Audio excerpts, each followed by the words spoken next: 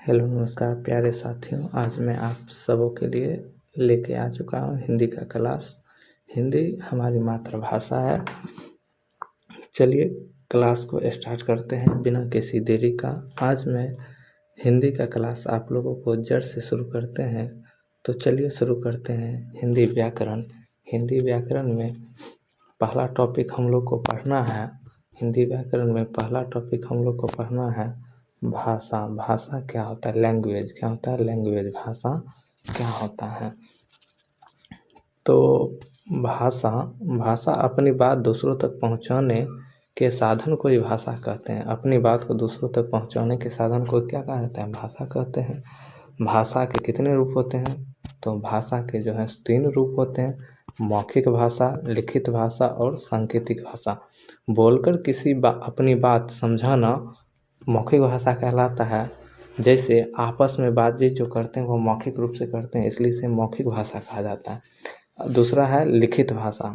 लिखकर अपनी बात समझाना लिखित भाषा कहलाते हैं। जैसे कॉपी में लिखकर, किताबों में लिखकर दूसरे को समझाना, यह लिखित भाषा कहलाता है। तीसरा है सांकेतिक भाषा।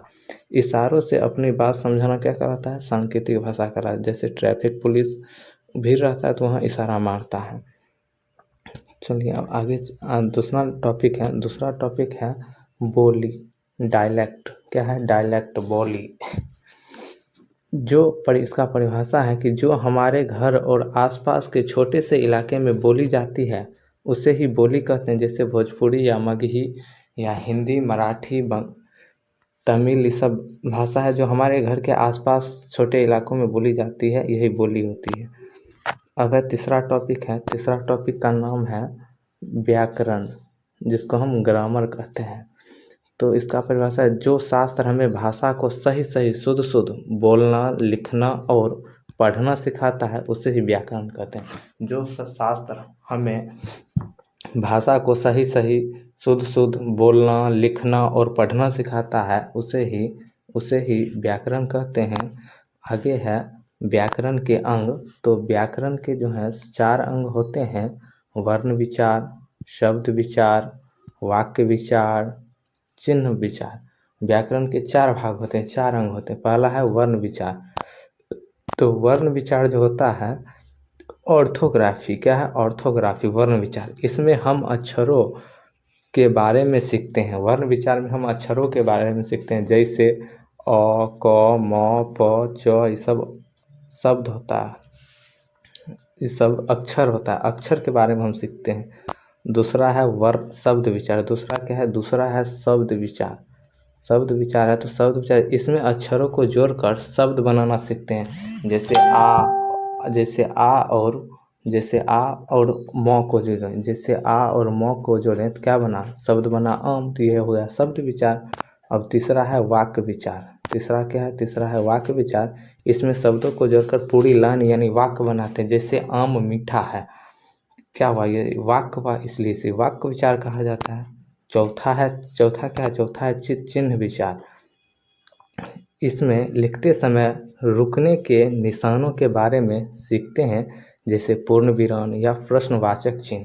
जब कोई वाक्य खत्म होता है, चाहे कोनो वाक्य को हम रोकने का प्रयास करते हैं तो चिन्ह विचार का प्रयोग किया जाता है। आगे बढ़ते हैं। आगे है वर्ण विचार। अब क्या है? आगे है वर्ण विचार। वर्ण जो होता है लेटर, वर्ण वह सबसे छोटी मूल ध्वनि है जिसके टुकड़े या खंड नहीं किए जा सकते। वर्ण जो है वह सबसे छोटी मूल ध्वनि है जिसके टुकड़े या खंड नहीं किए जा सकते हैं। जैसे अ, आ, हर्षी, ई, क, ख, ग, इन सब के टुकड़े नहीं किए जा सकते हैं। अब है नोट में है कि जब व्यंजनों के टुकड़े नहीं हो सकते तो उनके नीचे हलंत लगाया जाता है। जब व्यंजनों के टुकड़े नहीं हो सकते तो उनके नीचे क्या लगाया जाता है? हलंत लगाया जाता है। अब है दूसरा है अल्फ़ाबेट वर्णमाला। अल्फ़ाबेट है क्या है? अल्फ़ाबेट वर्णमाला। तो इसका परिभाषा है वर्णों के व्यवस्थित समूह को वर्णमाला कहा जाता है। जैसे हिंदी वर्णमाला में कुल कितने वर्ण होते हैं? तो हिंदी वर्णमाला में कुल 52 वर्ण होते हैं। हिंदी वर्णमाला में कितने वर्ण होते हैं? 52 वर्ण होते हैं। अगला है कुल 52 वर्णों का आसान हिसाब, कुल 52 वर्णों का जो है सो आसान हिसाब कमज़ोर बच्चों को समझाने के लिए गणित की तरह सीधा जोड़। जैसे कमज़ोर बच्चों को समझाने के लिए गणित की तरह सीधा जोड़। तो पहला इसमें है स्वर्ण विचार। स्वर वर्ण जो है, स्वर वर्ण की संख्या होती है 11 होती है। स्वर वर्ण की संख्या 11 होती है। अ से लेकर और औ तक होती है। कहाँ से कहाँ होती है? अ से लेकर और औ तक होती है स्वर वर्ण की विचार। संख्या कितनी होती है? तो संख्या इसकी 11 होती है। दूसरा है मूल व्यंजन वर्ण। मूल व्यंजन वर्ण की संख्या होती है 33 होती है। मूल व्यंजन वर्ण की संख्या 33 और स्वर वर्ण की संख्या होती है 11। जैसे क से ह तक, क से ह तक जो है सो मूल व्यंजन वर्ण है और इसकी संख्या होती है 33 होती है। तीसरा है संयुक्त वर्ण 4 होती है। संयुक्त वर्ण की संख्या जो होती है, जो 4 होती है, जैसे अक्ष, त्र, ज्ञ, स्र, ये सब क्या है? ये सब संयुक्त वर्ण है और व्यंजन वर्ण है ये सब। अब है द्विगुण वर्ण। द्विगुण वर्ण की संख्या जो है 2 है। हर्ष ई और ढ। हर्ष ई और ढ जो है द्विगुण वर्ण में आते हैं और आयोग वाह में आते हैं। दो गो वर्ण आते हैं, अंग और अह। अंग और अह किस में आते हैं? अंग और अह जो है सो आयोग वाह में आते हैं, अंग और अह। तो स्वर वर्ण की संख्या 11 है। स्वर वर्ण की संख्या कितने है? 11 है। दूसरा है कि मूल व्यंजन की संख्या 33 है। संयुक्त वर्ण की संख्या जो 4 है। द्विगुण वर्ण की संख्या 2 है। अयोगवाह वर्ण की संख्या 2 है। कुल मिला के जो टोटल वर्ण हुआ, कुल मिलाकर कुल योग टोटल वो 52 को वर्ण होता है। कितने होते हैं? 52 वर्ण होते हैं। चलिए आगे बढ़ते हैं। बच्चों के लिए विशेष समझ है, बच्चा के समझ सकता है। कुल व्यंजन होते हैं 33। कुल व्यंजन होती है 33 मूल होते हैं। 4 गो संयुक्त व्यंजन होते हैं और दो गो होता है द्विगुण व्यंजन। टोटल 39 गो होते हैं व्यंजन। कुल व्यंजन की संख्या होती है 39। 33 गो मूल व्यंजन, 4 गो संयुक्त व्यंजन और 2 गो होता है द्विगुण व्यंजन। और स्वर वर्ण की टोटल संख्या 11 है और कुल व्यंजन की टोटल संख्या 39 है और आयोगवाह 2 है। टोटल हो गया कितना? टोटल हो गया 52 गो वर्ण होता है हमारे वर्णमाला में। अब है वर्ण के भेद, काइंड्स ऑफ लेटर। वर्ण के भेद, काइंड्स ऑफ लेटर।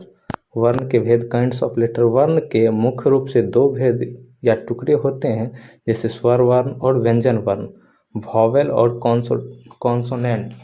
पहला है अब स्वर वर्ण। पहला क्या है? पहला है स्वर वर्ण। स्वर वर्ण है पहला वॉवेल। जिन वर्णों का उच्चारण स्वतंत्र रूप से बिना किसी दूसरे वर्ण की मदद से होता है उन्हें स्वर वर्ण कहते हैं। जिन वर्णों का उच्चारण स्वतंत्र रूप से बिना किसी दूसरे वर्ण की मदद से होता है उसे ही स्वर वर्ण कहते हैं। हिंदी में स्वर वर्णों की कुल संख्या कितनी है? 11 है। जैसे अ, आ, हर्ष ई, दीर्घ ई, हर्ष उ, दीर्घ उ, री, ए, ऐ, ओ और औ। टोटल संख्या 11 है हिंदी में स्वर वर्णों की। आगे बढ़ते हैं। आगे है स्वर वर्ण के भेद, टाइप्स ऑफ वॉवेल्स। स्वर वर्ण के भी भेद होते हैं। मोटा मोटी तौर पर स्वर वर्णों को 2 आधार पर बांटा जाता है, उच्चारण में लगने वाले समय के आधार पर और जाति के आधार पर बांटा जाता है स्वर वर्णों को। पहला समझते हैं, उच्चारण में लगने वाले समय के आधार पर स्वर के 3 भेद होते हैं। उच्चारण में लगने वाले समय के आधार पर स्वर के 3 भेद होते हैं। पहला है ह्रस्व स्वर, शॉर्ट वॉवेल। जिनके उदाहरण में सबसे कम समय लगता है उसे ह्रस्व स्वर कहा जाता है, उसे ह्रस्व स्वर कहा जाता है, शॉर्ट वॉवेल कहा जाता है। जैसे अ, हर्ष ई, उ, री। इनकी संख्या 4 है। ह्रस्व स्वर की संख्या जो है सो 4 होती है। अ, हर्षई और हर्षऊ और री। इनके उच्चारण में सबसे कम समय लगता है। जैसे बोल के देख लीजिए आप, अ। दूसरा है ख नंबर में है, दूसरा क्या है? दूसरा है दीर्घ स्वर। दूसरा क्या है? दूसरा है दीर्घ स्वर, लॉन्ग वॉवेल। जिनके उच्चारण में ह्रस्व स्वर से दुगुना समय लगता है उसे ही दीर्घ स्वर कहते हैं। जैसे आ, दीर्घ ई, दीर्घ उ, ए, ऐ, ओ, औ। इनकी संख्या 7 है। दीर्घ स्वर की संख्या 7 है। दीर्घ स्वर की संख्या कितनी है? 7 है। ह्रस्व स्वर की संख्या 4 है। अब आता है ग नंबर में आता है पुलुत स्वर। यह है पुलुत स्वर। लॉन्गेस्ट वॉवेल, इनके उच्चारण में ह्रस्व स्वर से 3 गुना समय लगता है। इसका प्रयोग इनका प्रयोग ज़्यादातर पुकारने या चिल्लाने में होता है। पुल्लिंग स्वर का उपयोग जैसे ओम, हे राम, इस समय ज़्यादा समय लगता है। ह्रस्व स्वर से 3 गुना समय लगता है। चलिए आगे बढ़ते हैं। आगे है कि स्वर वर्णों की बनावट संधि या मेल रूप में कैसे होता है। तो मूल जो स्वर होता है, मूल स्वर जिस और इसका दूसरा नाम है ह्रस्व रूप। ये अपने आप में स्वतंत्र होते हैं। मूल स्वर जो होते हैं वो अपने आप में स्वतंत्र होते हैं और इनके टुकड़े नहीं होते हैं। जैसे अ का दूसरा कोई टुकड़ा नहीं होता है। हर्ष ई का कोई टुकड़ा नहीं होता है। ओ इसका भी टुकड़ा नहीं होता है। री इसका भी टुकड़ा नहीं होता है। अब दूसरा है दीर्घ स्वर। समान स्वर का मेल होता है, इसमें समान स्वरों का मेल होता है दीर्घ स्वर में। जब दो एक जैसे स्वर आपस में जुड़कर बड़े दीर्घ बनाते हैं तो उसे दीर्घ स्वर कहा जाता है। जैसे अ प्लस अ मिलकर क्या बना, आ।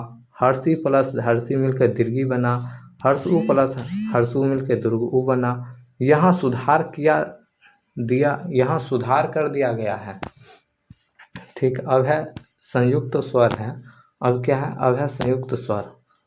अलग अलग स्वरों का मेल से होता है, उसे संयुक्त स्वर कहा जाता है। जब दो अलग अलग स्वर आपस में मिलकर एक नया स्वर बनाते हैं तो उन्हें ही संयुक्त स्वर कहते हैं। जब दो अलग अलग स्वर आपस में मिलकर एक नया स्वर बनाते हैं उसे संयुक्त स्वर कहते हैं। इन्हें कमजोर बच्चों के लिए एकदम आसान भाषा में, आसान नियम में नीचे देख सकते हैं आप लोग। जैसे क में है ए की बनावट कैसे होते हैं। अ और हर्ष ई मिलकर क्या बनता है, ए बनता है। अ या दीर्घ ई मिलकर भी ए बनता है। आ या दीर्घ ई हर्ष ई मिलकर भी ए बनता है। आ या दीर्घ ई मिलकर भी ए बन सकता है। ख की बनावट है अ प्लस ए बनकर ए बनता है। ऐ का बनावट के साथ ए बनता है। अ प्लस ई हर्ष ई के साथ ए बनता है। और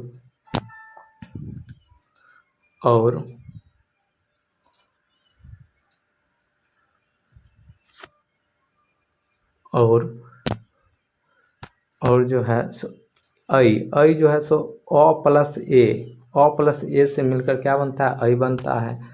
अब है ओ की बनावट है। ओ की क्या बनावट होती है, ओ की बनावट होती है अ प्लस हर्षु मिलकर क्या बनता है, ओ बनता है।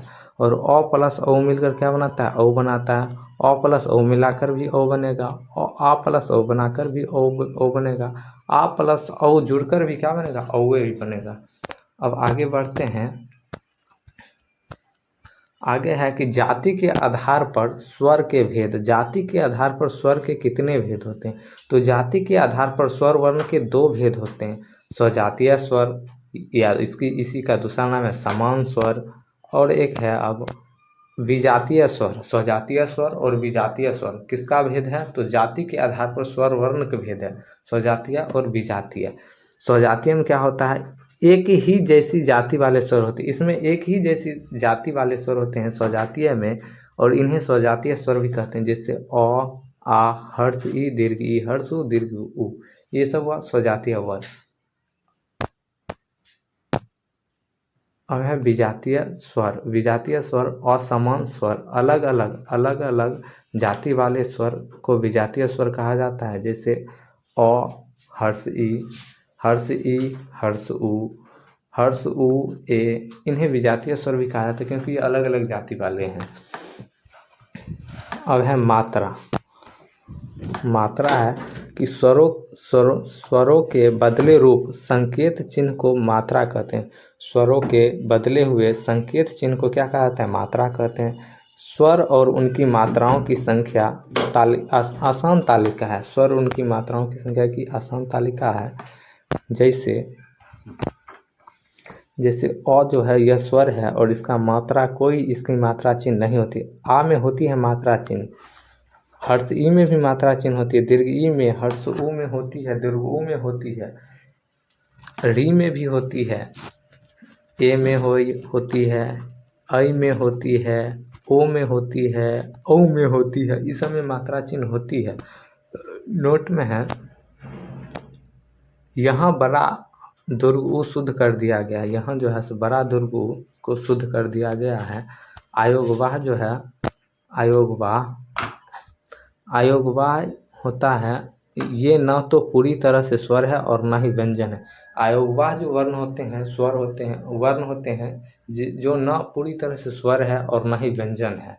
जैसे अंग, अंग और अह, इसे अनुस्वार कहते हैं और इसका उच्चारण न या म जैसा होता है। और अह में इसे विसर्ग कहते हैं और इसका उच्चारण आधे ह जैसा होता है। अह में अह का उच्चारण जो है सो आधे ह जैसा होता है, जिसलिए इसे विसर्ग कहते हैं। अंग का उच्चारण न या म जैसा होता है, इसलिए इसे अनुस्वार कहते हैं। अब आगे बढ़ते हैं, वर्ण विच्छेद क्या है, आगे है अब वर्ण विच्छेद। वर्ण विच्छेद, अक्षरों को अलग अलग करना, अक्षरों को अलग अलग करना क्या कहलाता है, वर्ण विच्छेद कहलाता है, वर्ण विच्छेद कहलाता है। जैसे अब कमज़ोर बच्चों को समझाने के लिए सबसे आसान ट्रिक है, जब भी व्यंजन से स्वर अलग करेंगे तो व्यंजन के नीचे हलंत जरूर लेंगे। जब भी व्यंजन से स्वर को अलग करेंगे तो उनके नीचे हलंत का प्रयोग जरूर करेंगे। जैसे आम, आ प्लस म हलंत प्लस अ क्या होता है, आम होता है। जैसे दाम, द हलंत प्लस आ प्लस म हलंत प्लस अ, दाम। जब भी व्यंजन से स्वर को अलग करेंगे तो उसमें हलंत का प्रयोग करना ही करना है। नोट में द और म में हल्का सुधारा गया है, द और म में क्या किया गया, हल्का सुधार दिया गया। सभी व्यंजनों में हल्का सुधारा गया है। वर्ण विच्छेद, वर्ण विच्छेद क्या होता है, अब है दूसरा, अगला टॉपिक है वर्ण विच्छेद। नियम है, इसके आधे अक्षर या र वाले शब्दों को तोड़ते समय हलंत का विशेष ध्यान रखें।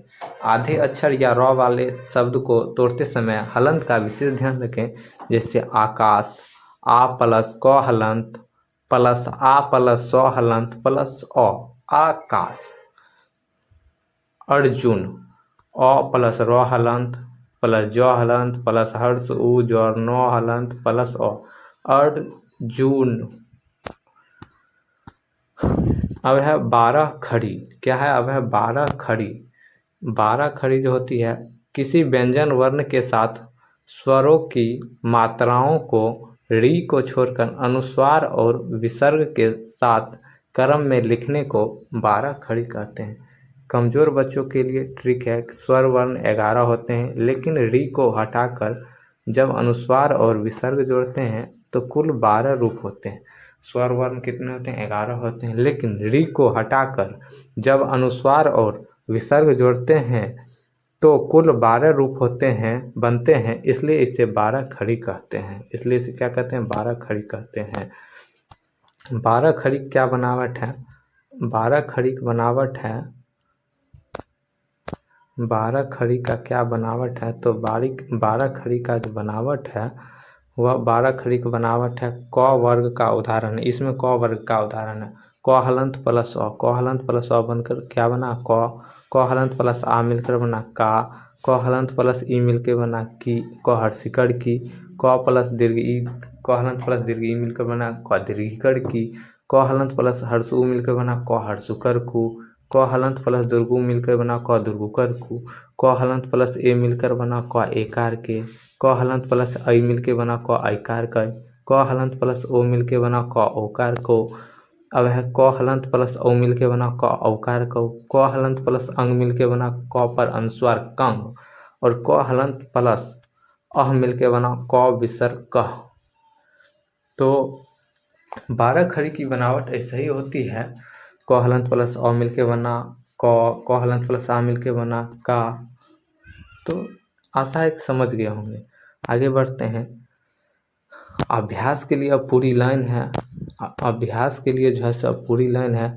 क आकर का, क हर्षिकर की, क दुर्गुकर कु, क हर्षुकर कु, क दुर्गुकर कु, क एकार के, क ऐकार कै, क ओकार को, क औकार कौ, क पर अनुस्वार कंग, क विसर्ग ख। ऐसे ही है ख का भी बर्तनी यानी 12 खड़ी। अब है व्यंजन वर्ण, अब क्या है, तो अब है व्यंजन वर्ण। विस्तार से समझते हैं। व्यंजन वर्ण की संख्या अधिक है, स्वर वर्ण की संख्या 11 ही थी, व्यंजन वर्ण की संख्या अधिक है। जिन वर्णों का उच्चारण स्वर वर्णों की सहायता से होती है उन्हें क्या कहा जाता है? उन्हें व्यंजन वर्ण कहते हैं। जैसे क, ख, ग, घ इत्यादि। क से लेकर ह तक के 33 वर्णों को मूल व्यंजन कहते हैं। 33 वर्णों की को क्या कहा जाता है? मूल व्यंजन कहा जाता है। और कहाँ से कहाँ तक? तो क से ह तक को मूल व्यंजन कहते हैं। आगे बढ़ते हैं। आगे है कि व्यंजन वर्णों के मुख्य भेद। व्यंजन वर्णों को कौन कौन से भेद होते हैं? व्यंजन वर्णों को मुख्य रूप से 3 भागों में बांटा गया। व्यंजन वर्णों को मुख्य रूप से 3 भागों में बांटा गया है। जैसे स्पर्श व्यंजन, जैसे क्या है? जैसे में है स्पर्श व्यंजन, स्टॉप कॉन्सोनेंट, प्लोसिव्स या स्टॉप्स कॉन्सोनेंट्स, स्पर्श व्यंजन। इसमें 5 वर्ग आते हैं। स्पर्श व्यंजन में 5 वर्ग आते हैं। क वर्ग, च वर्ग, ट वर्ग, त वर्ग और प वर्ग। ये सब हैं क्या है? ये सब जो हैं ये हैं स्पर्श व्यंजन। ये सब हैं स्पर्श व्यंजन। और इसमें 5 वर्ग आते हैं। क वर्ग, च वर्ग, ट वर्ग, त वर्ग और प वर्ग। जैसे क, ख, ग, घ, अंग से लेकर प, फ, ब, भ, म तक।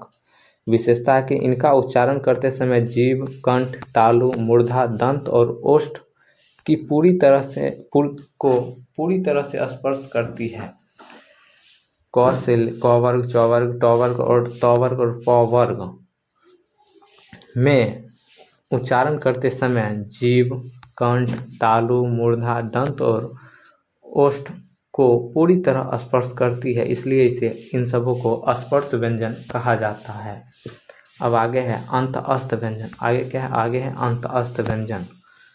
अंत अस्त व्यंजन सेमी वॉवेल्स, इसमें वर्ण आता है य, र, ल, व। ये सब है अंत अस्त व्यंजन। अंत अस्त व्यंजन है य, र, ल, व। इसकी कुल संख्या होती है 4। अंत अस्त व्यंजन की संख्या होती है 4, य, र, ल, व। विशेषता है कि इनका उच्चारण जीभ, तालु, दांत और ओष्ठ के परस्पर सटने से होता है, लेकिन ये कहीं भी पूर्ण स्पर्श पूरा टच नहीं करती है, इसलिए इन्हें अंत अस्त व्यंजन कहते हैं। इनका जो उच्चारण होती है जीभ, तालु, दांत और ओष्ठ के परस्पर सटने से होता है, लेकिन ये कहीं भी पूर्ण रूप से स्पर्श नहीं करती है, इसलिए इसे अंत अस्त व्यंजन कहा जाता है। और इसकी संख्या होती है, अंत अस्त व्यंजन की संख्या होती है 4 होती है, और य, र, ल, व। अब है ऊष्म व्यंजन। अब क्या है अगला? ऊष्म व्यंजन है। ऊष्म व्यंजन है इसकी जो है वर्ण है तालम स, मूर्धन्य स, दंत स, ह। इनकी भी संख्या 4 है। अंतस्थ व्यंजन की भी संख्या 4 है। ऊष्मस्थ व्यंजन की भी संख्या 4 है। अंतस्थ व्यंजन था। अंतस्थ व्यंजन कौन कौन सा था? तो अंतस्थ व्यंजन था य, र, ल, व। अंतस्थ व्यंजन कौन था? य, र, ल, व था। और ऊष्मस्थ व्यंजन है, और यह है ऊष्मस्थ व्यंजन तालम स, मूर्धन्य स, दंत स, और इसकी भी संख्या 4 है। विशेषता इनकी है कि इनके उच्चारण में हवा मुख के अंगों से रगड़ या घर्षण खाकर बाहर निकलती है, जिससे एक प्रकार की ऊष्मा यानी गर्मी पैदा करती है। इनके उच्चारण में हवा मुख के अंगों से रगड़ या घर्षण खाकर बाहर निकल जाती है।